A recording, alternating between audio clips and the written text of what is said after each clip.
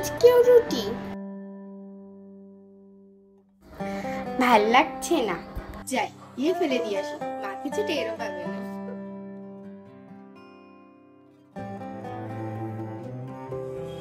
এটা তুমি কি জামা এনেছো মা? এটা পরে আমি পয়লা বৈশাখে বেরোবো? এর থেকে তো ভালো ছিল তুমি আমার কিছু নাই দিতে। কালকেই আমার একটা পছন্দ মতো জামা চাই, বাবাকে বলে দিও। এসব কি করছে ও? না, বকাঝকা দিলেও বুঝবে না। আমি পরে ওকে সবটা বরং বুঝিয়ে বলবো। বোন, হ্যাঁ একটু শুনে যা তো। আসছি।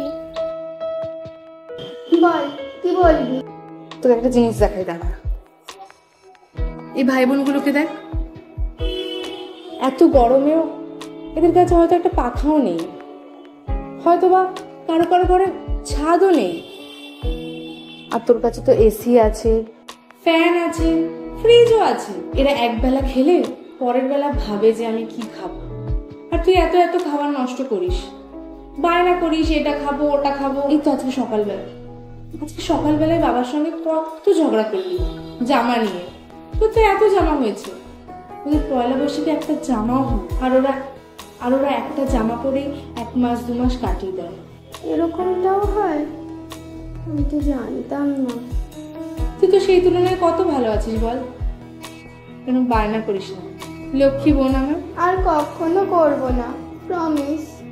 আর আমি মা বাবাকেও সরি বলে দেব। আর তোমরাও কিন্তু একদম বায়না করবে না এই গরমে, এই ঠাটা পোড়া রোদে। বাবা আমাদেরকে খুশি রাখার জন্য বাইরে কত কাজ করে, মা এই আগুনের তাপেও আমাদের জন্য কত ভালো ভালো রান্না করে আমাদেরকে খাওয়ায়। আমাদের তো কিছু দায়িত্ব আর কর্তব্য আছে নাকি? क्योंकि तू धड़कन मैं दिल